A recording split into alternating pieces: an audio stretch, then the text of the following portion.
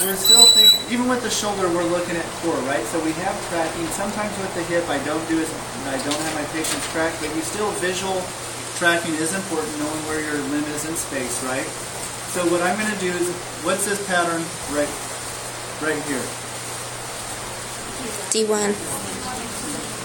Flexion. D1 flexion with knee extended, right? So here, if we're going to do this pattern here, this is what? D1 flexion. D1 flexion. Knee bent. Okay. Do you guys know why? Is there a difference in this? What? Is it easier? Well, one might be easier for someone. What's the difference? Tight what? Tight quads? No. So, glute, IT, so the muscle that we're working is going to change. So, it's not that one's better than the other, but if we're working and our primary focus is on working the quad, then we're going to do it with the knee straight, right? Even though this is still going to have some hip flexor, right? If we're doing the knee bent, we're looking at external rotator with hip flexor, so we're going to have working more of our external rotators. So you're doing this, and they're like, oh man, my butt burns. That's what it should be burning, because that's the muscle group you're working. If we're doing it with the knee straight, it really should be targeting even more specific than just the quad. Your VMO, you should really feel it on your vastus medialis obliquus. Okay? So the way this works, our starting position for our D1 is we're in our patient's in plantar flexion eversion.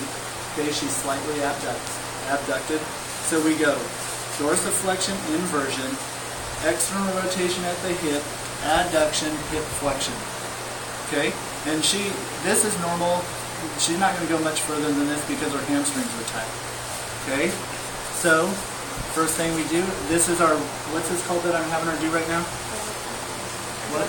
But what am I doing when I'm walking her through this? Rhythmic initiation. Okay, so I'm getting her familiar with it and myself. Okay, so now what I'm going to have you do, you're going to go ahead and pull up, and you're going to pull right to here. Now hand placement on this. Textbook will show having the hand placement on the top, right here, so as you go ahead and pull up, Lindsay. That was right, Lindsay. So as you pull the distal hand right here, go ahead and pull up. It locks in. For myself, this always bothers my wrist because I don't have quite the wrist range of motion. If you want to do it this way, as long as you have your manual contact in the appropriate place and it's on the top of the foot, this would be all right also. Go ahead and pull up. And you're doing this rotary component. I'll go over this with you. Okay, go ahead and pull up. With this also, if they're going to do visual tracking, make sure when they come up, now their head drops back down. Otherwise, she's going to be sore in her neck. Now as she comes back down, okay, then her head drops back down. Okay? Go ahead and pull. So we start distal, and then we go proximal. So now I'm truly going proximal. Go ahead, distal to proximal. Distal to proximal, and you can see that I'm staying right in that pattern. Now if we're going to go the opposite direction, we're going to do our D1 hip extension. We're in our starting position, so we go plantar flexion, eversion, internal rotation at the hip, hip abduction extension. And we stay here. Here's this grip that we use for the shoulder, right? It feels awkward when you're starting off here, but as soon as she comes down, all of a sudden it falls right into your hand. Go ahead and push. There we go. So what muscle group are we working here? Okay, hamstring and glute. Okay. All right, so that's with the knee extended. Are there questions? No? Good. So if we're going to do questions? So when her foot is coming back, when her leg's coming back down, it's okay that she's still inverted? Because you started off everted, right? Here. Here, we start off everted here. Okay. So she goes into inversion here, and that's where we're finishing. So now we go plantar flexion, eversion, internal rotation. But that's inversion, right? No, this is eversion. Oh, okay. Just Are you testing me? This is right. So if we're going to do with the knee flexed, what I'm going to ask you to do is so on the one that we just did here for our hip flexion, you felt that in your quad and probably your hip. With the knee bent, now you tell us where you feel it. So what I'm going to do We still start the same starting position. We go, but what I'm going to have you do, Lindsay, is you're going to start here, you're going to pull right to here, okay? So manual contact, my hand is really important. If I have my hand right here on the top, Lindsay's going to just pull straight up because that's the cue that I'm giving her. But now that she knows where my hand's going to be, go ahead and just pull into my hand, wherever it is, pull, pull, pull. So true, but we're going to get pulled up. There we go, pull up. So we could do it with one hand, but as we start coming up, it goes from distal to proximal. Go ahead and pull. Get that foot pulled all the way up. There we go. And I'm staying in the pattern. And now where do you feel this one, Lizzie? And your quad still, not in your butt. I'm very quad dominant. Okay, very quad dominant. This one should be a external rotator.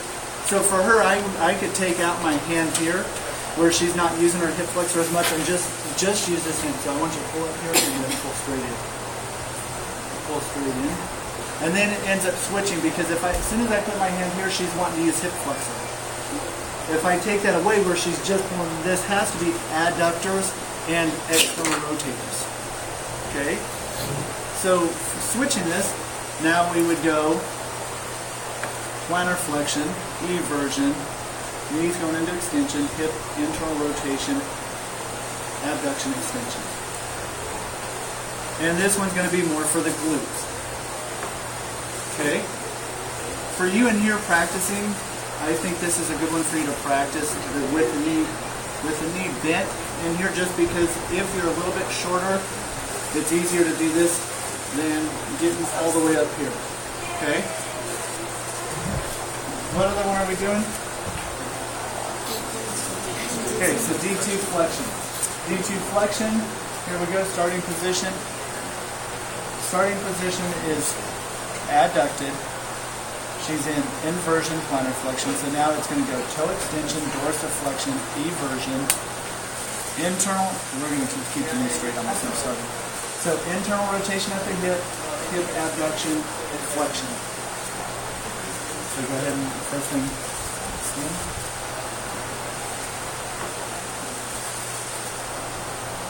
And on this one, this is the only one that where you keep the hand the same place instead of turning it over here, because no patient's going to go far enough where you actually get the resistance so you can keep it here.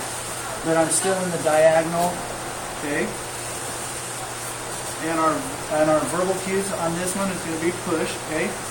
Push, push, push, push, push. And push, okay, and then she starts to get tired.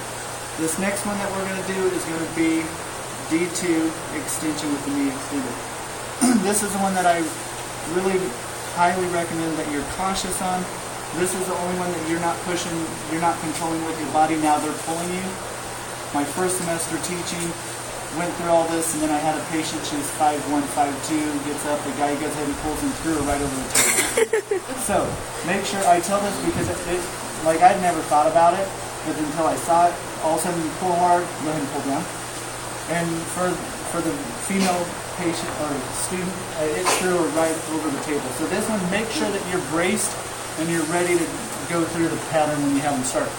If you're the patient, don't try to throw your partner over the table. Okay, so our starting position is in dorsiflexion eversion. So here we're going to go first thing, plantar flexion, inversion. Then we're going hip extension, right? Adduction, external rotation. We pick them back up, go ahead and... So we still start with our resistance distal, then it goes proximal, and then I can have it. And on this one, we can internal rotation. Internal rotation. Perfect. Do you guys see that? Mm-hmm. But body position is really important with doing any kind of PNF, manual therapy. You want to make sure that you preserve your own body if you're going to do this for a while, otherwise you're going to get hurt. Okay? So what about if we're going to do this way with the knee flexed? So knee flexed, what we're going to do, starting position for a D2 hip flexion, knee flexed, still going to dorsiflexion, eversion. Now it's just coming straight out here, and she's a little bit tight. Go ahead and push up. There we go. But here, it's really important where our hand is, right? If my hand's straight on the top, it confuses Lindsay on where to push because there's no resistance. If I put my hand here, go ahead and push. So you're just going to tell your patient to push right into your hand. So now we're at the starting position for our D2 hip extension with knee flexed. So we go from here, we go plantar flexion, inversion. We're going into hip extension, right, and the knee extension abduction. Go ahead and push. Push. Push. Are there questions on this? Are you going into external rotation? On what part? On the extension, you are going into external rotation slightly, but it's not much right here because on here we're working more of the glute. Actually, on this when we start off, we're still working quad. Myself personally, I don't use this one. I'm not as comfortable doing it. But this pattern, you're still going to go. It's external rotation of the hip. You focus more on external rotation than straight leg. Right. Because that's the rotary component. Here we're already getting this because we're out here and we're in internal rotation. As she pushes, she has to go into external rotation, but it's not significant external rotation. As with the leg straight, when we come up here, so she's in internal rotation, she pulls down, this is definitely going into external rotation of the hip.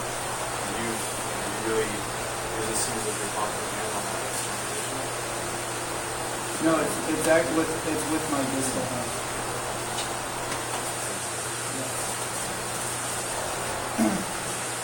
Any other questions? So let's go ahead and practice these, and then we'll go around, and if you have questions, we can